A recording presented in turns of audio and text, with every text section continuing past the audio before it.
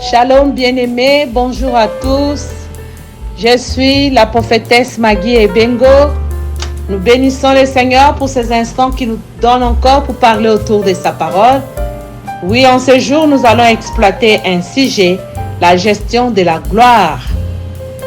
Je vais nous proposer quelques textes. Nous allons lire Genèse 12, 2. Nous allons lire aussi Luc 4, 14 à 15. Nous allons lire Actes 12, 20 à 23. Nous allons lire Genèse 41, 14 à 16. Et puis nous allons lire 1 Roi 3, 4 à 15. Oui, Genèse 12, 2, la Bible déclare: « Je ferai de toi une grande nation et je te bénirai.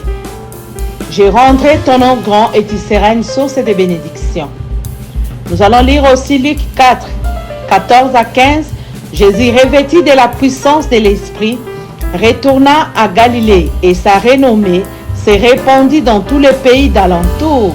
Il enseignait dans les synagogues et il était glorifié par tous. » Parole du Seigneur. D'autres versets bibliques, je vous prie de lire à la maison. La gestion de la gloire. La gloire est une chose, tandis que sa gestion en est une autre. Par définition, le mot gloire vient de la racine latine doxa et de l'hébreu kabod. La gloire est une très grande renommée, une très grande réputation, une très grande valeur, une très grande considération que l'on accorde à une personne ou à un groupe de gens. Il y a la gloire qui vient de Dieu, il y a la gloire qui vient du monde ou des hommes, et il y a la gloire qui vient comme conséquence de votre dur labeur. La gloire qui vient comme conséquence du sérieux dans le travail que vous faites. Gloire au Seigneur. La gloire vient de Dieu. La gloire appartient à Dieu. À travers la Bible, il y a des gens qui ont goûté à la gloire et à la renommée. Plusieurs personnes pensent que la gloire vient du diable. Non, bien-aimés, la véritable gloire, la véritable élévation, la véritable bénédiction, qui ne se fait suivre d'aucun chagrin, vient de Dieu. La véritable renommée. Dieu a dit à Abraham: « Je te bénirai, je ferai de toi une grande nation, je rendrai ton nom grand, tu seras une source de bénédiction. » Oui, bien-aimé, la véritable gloire, la véritable bénédiction, la véritable élévation, qui ne se fait suivre d'aucun chagrin, vient de notre Dieu. Dieu est l'auteur de la gloire. Abraham, notre père dans la foi, a été atteint par la gloire et la renommée. Selon les promesses que Dieu lui a faites, dans Genèse 12, 2 que nous venons de lire: « Je ferai de toi une grande nation, je te bénirai, je rendrai ton nom grand, et tu seras une source de bénédiction. » Oui, bien-aimé, Dieu sait rendre grand le nom de quelqu'un. Dieu sait élever, et quand Dieu t'élève, personne ne pourra te rabaisser. Joseph en Égypte, qui était un pays étranger pour lui, a atteint la gloire. Joseph a atteint la sommité en Égypte jusqu'à devenir premier ministre. Salomon a demandé à Dieu la sagesse et l'intelligence, et Dieu lui a ajouté la gloire, la richesse et la renommée. Jésus-Christ, notre Maître, pendant son ministère terrestre, était revêtu de la puissance de l'Esprit, et sa renommée se répandait dans tous les pays d'alentour. Il enseignait et était glorifié par tous. Oui, bien-aimés, il y a tant d'exemples dans la Bible qui parlent de la gloire que le Seigneur a donnée à ses différents serviteurs. La véritable gloire vient de Dieu. Le diable, il n'est qu'un simple imitateur de Dieu. Le diable, il peut te donner le succès, il peut te donner la gloire, car il est l'imitateur de Dieu. Le diable veut imiter tout ce que Dieu fait, mais sa gloire, son succès est éphémère. La gloire et le succès du diable s'est fait suivre de beaucoup de chagrin. Et après, c'est la mort. Cette mort est physique et spirituelle. De toi-même et voire même de ta progéniture après toi. Quand le diable t'élève, quand le diable te donne le succès, ce succès ou cette gloire est éphémère. Ce succès ou cette gloire s'est fait suivre de beaucoup de chagrin après. Cette gloire et le succès que l'ennemi donne s'est fait suivre de la mort physique et spirituelle. De toi-même d'abord et de ta progéniture après toi. De même que la fidélité de Dieu soutient la progéniture des serviteurs de Dieu, même après leur départ. Nous voyons ici que l'ennemi, quand tu le sers, parce que le diable n'est pas fidèle, tu l'as servi pendant ton vivant, tu lui as donné tout ce qu'il t'a demandé, mais après ta mort, il va terrasser ta famille avec des maladies chroniques, avec des liens impossibles, avec beaucoup de problèmes, avec la mort, beaucoup de choses. Oui, bien-aimés, je vais nous proposer la gloire qui vient de Dieu, car elle est la véritable. Elle ne s'est fait suivre d'aucun chagrin. Il y a la gloire, il y a aussi la gloire qui vient des hommes ou du monde, comme pour dire, toute gloire qui ne vient pas de Dieu vient du monde ou des hommes. Et toute gloire qui ne vient pas de Dieu a pour finalité la mort ou la chute. Selon que je nous prie de lire dans Actes 12, 20 à 23, Hérode était élevé par les hommes avec comme conséquence la mort.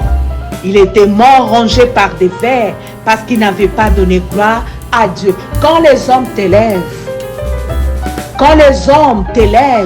tu ne verras que les hommes qui t'ont élevé. Tu ne verras pas Dieu. Quand ton oncle t'élève, tu vas commencer à voir ton oncle à tout moment. Tu vas commencer à dire, si je suis ce que je suis, c'est grâce à mon oncle. Parce que c'est mon oncle qui est ministre, c'est mon oncle qui est PDG, c'est mon oncle qui est chef d'armée qui m'a mis ici. Tu ne verras que cet oncle, tu ne verras pas Dieu. Or que Dieu trouve sa gloire, quand il t'élève, il voudra que tu reconnaisses que qu'est-ce que je suis sans Dieu. Mais quand les hommes t'élèvent, tu ne verras que ces hommes-là, avec comme conséquence la mort. Parce que tu ne donneras pas gloire à Dieu. Gloire au Seigneur. Et il y a aussi la gloire qui vient comme conséquence de notre dur labeur. Ici, toi-même, tu ne recherches pas la gloire, mais ton sérieux dans le travail que tu fais, ton esprit sacrificiel dans ce que tu fais, t'attirera la gloire aussi. C'est pourquoi, bien-aimé, je nous prie, travaille fidèlement. Sois sérieux, sois toujours à ton poste, donne le meilleur de toi-même pour ce que tu fais. Sois toujours à ton poste, assidu dans ce que tu fais. Cela t'attirera l'excellence et la gloire. Gloire au Seigneur. Nous allons voir quelques points importants à retenir sur la gloire. La gloire vient de Dieu. C'est Dieu qui est le détenteur de toute gloire. La gloire, c'est l'apanage de Dieu, c'est l'idée de Dieu lui-même. Il a dit à Abraham, je te bénirai, je rendrai ton nom grand. Et toutes les familles de la terre seront bénies en toi.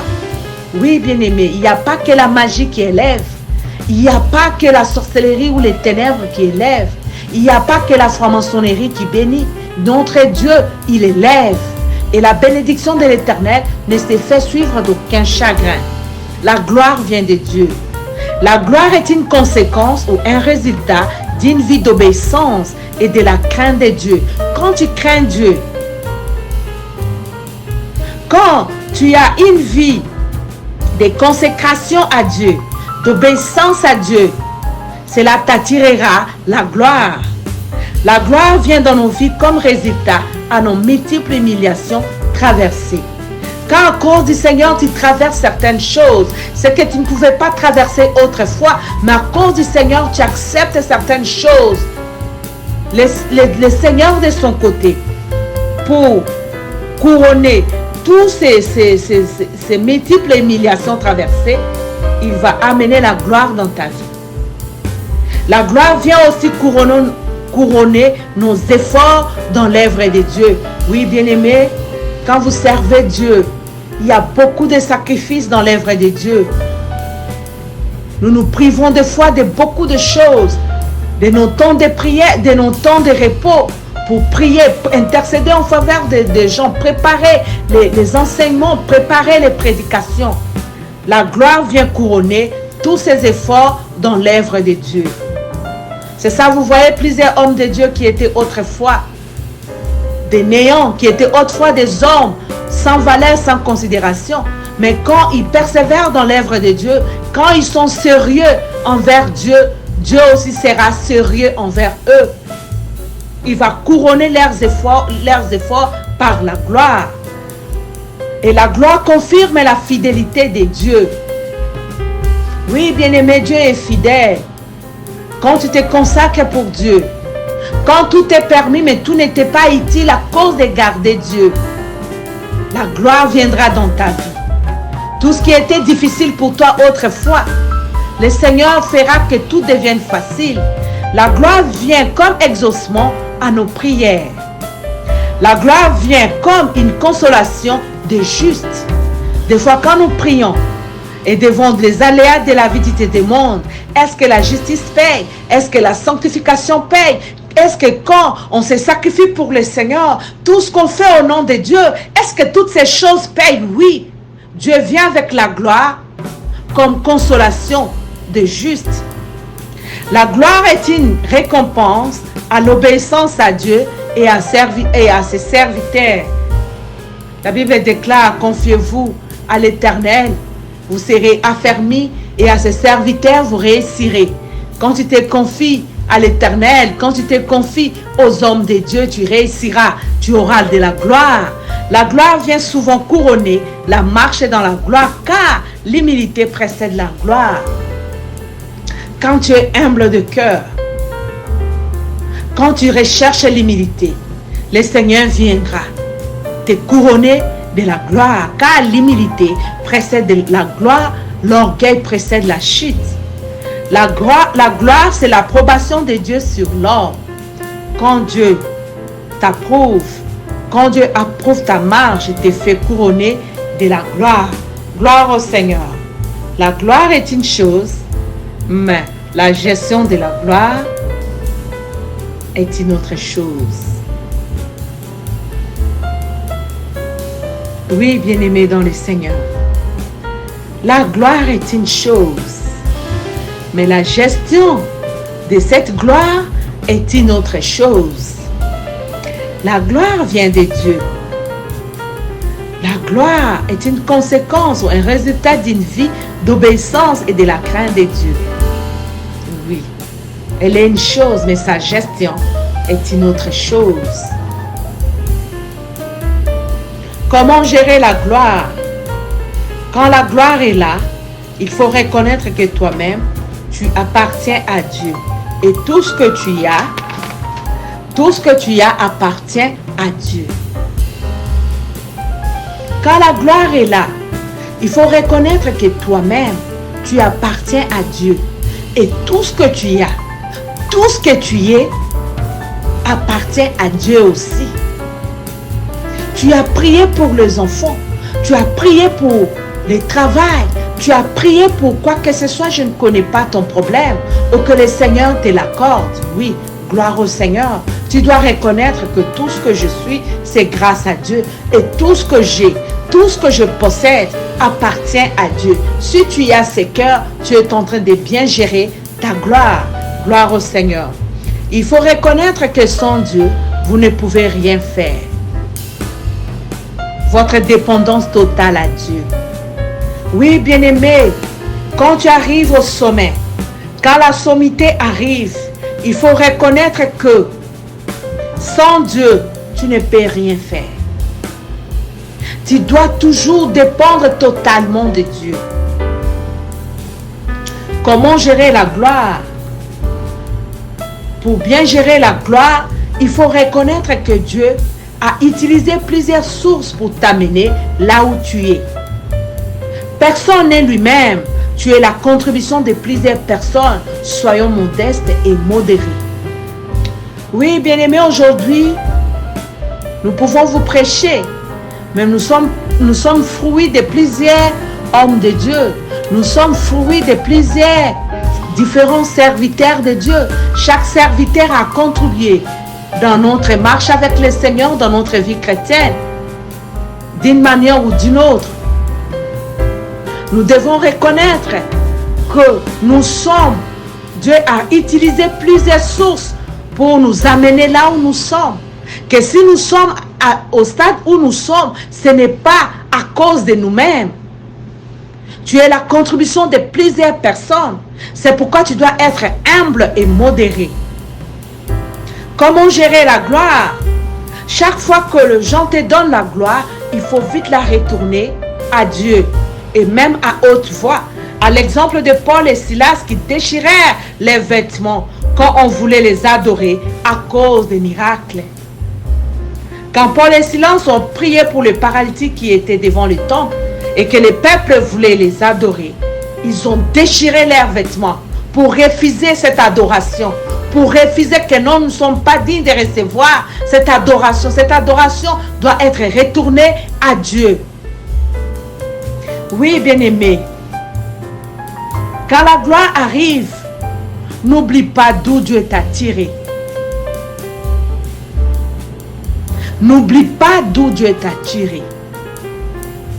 Quand la gloire arrive, n'oublie pas comment tu as marché pour parvenir à cette gloire.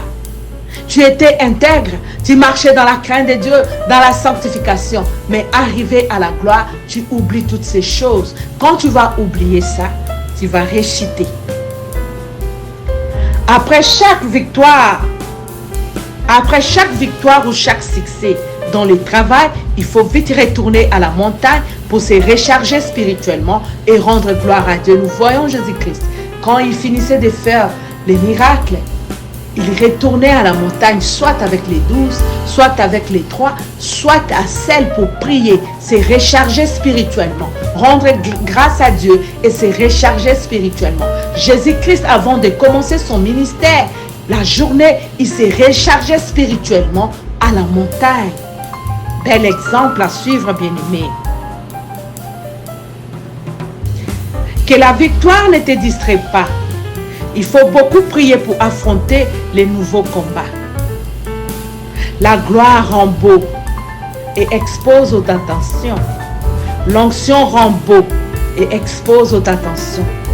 Toutes les belles femmes que tu voyais autrefois à distance, que tu ne pouvais pas approcher, s'approcheront elles-mêmes de toi, à cause de la grâce et de l'onction de Dieu qui est en toi, afin que tu les aides à trouver la solution à leurs multiples problèmes.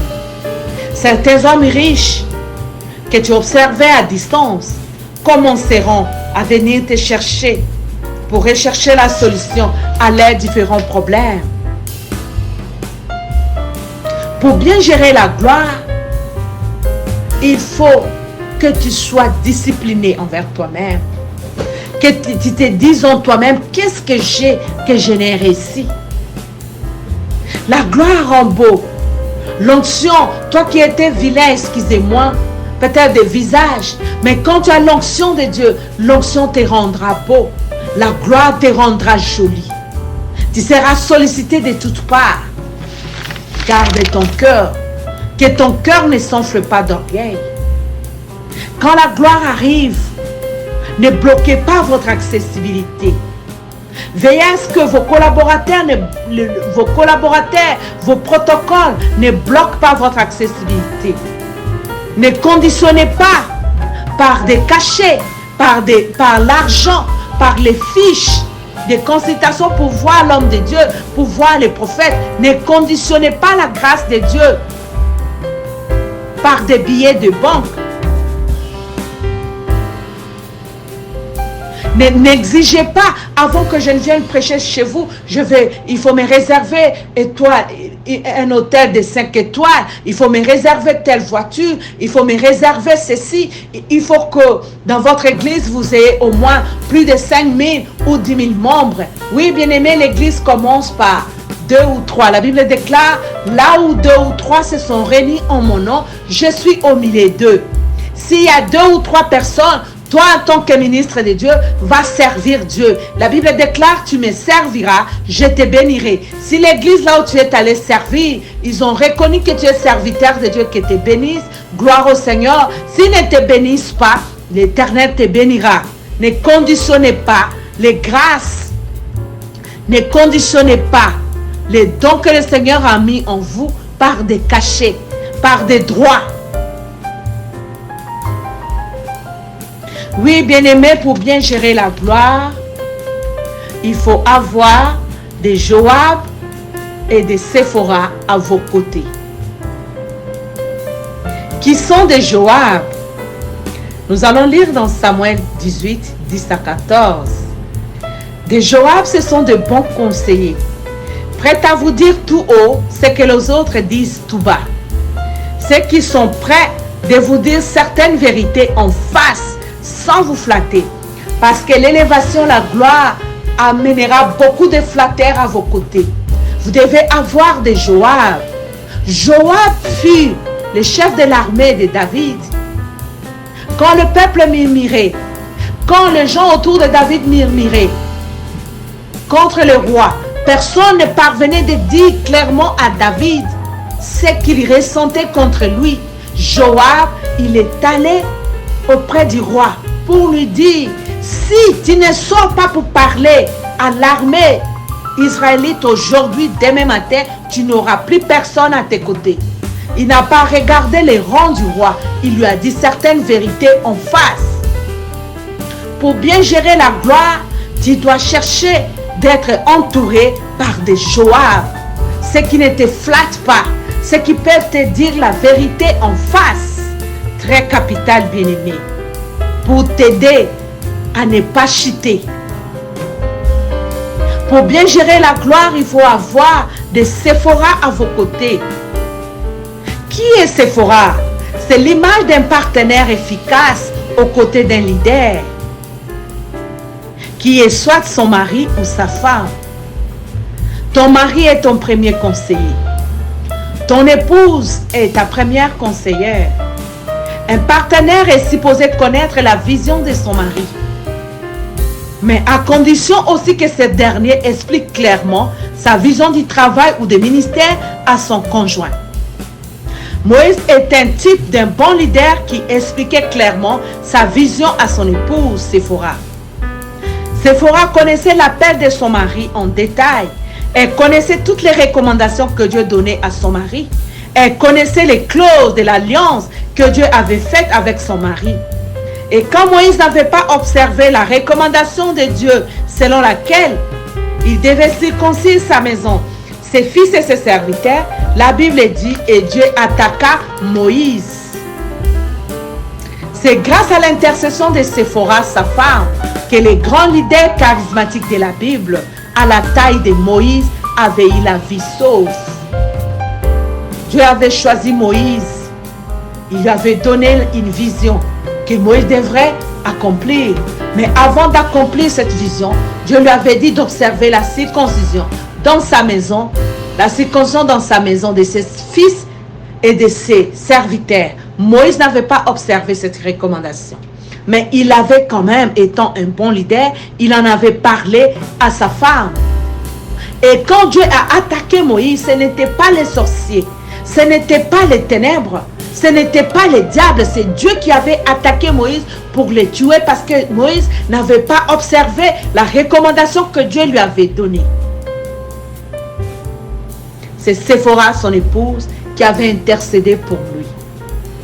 Si Moïse a pu accomplir la mission que le Seigneur lui avait donnée, c'était aussi grâce à son épouse. Pourquoi? Parce qu'il avait le temps de parler de sa vision clairement à son épouse. Mais toi, tu négliges ton épouse. Tu négliges tes enfants. Tu négliges tout autour de toi.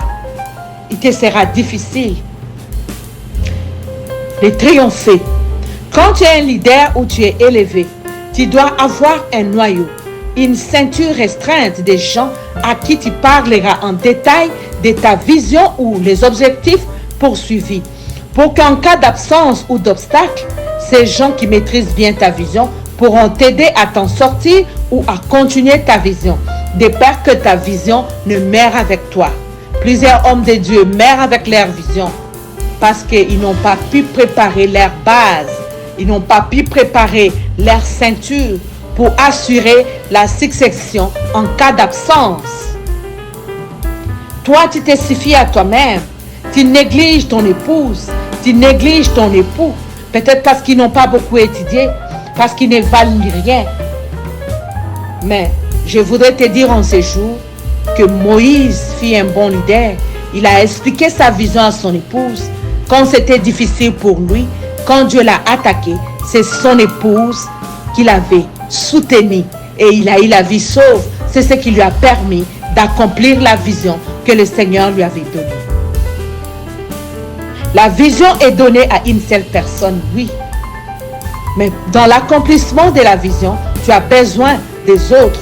Tu as besoin d'une base pour t'aider à l'accomplir. Très important. Parce que quand tu ne prépares pas ta maison, ton épouse et tes enfants, ou ta base par rapport à ta gloire, les comportements de ta maison ou de ta base pourront compromettre à ta gloire. Une bonne gestion de petites gloires te rend éligible pour la grande gloire. Vraiment, ce sont ces quelques mots que le Seigneur nous a mis à cœur de partager avec vous en ce jour. Vraiment, nous devons bien gérer la gloire. La gloire est un fait, mais la gestion de la gloire est un autre fait. Gloire au Seigneur, soyez bénis. Merci.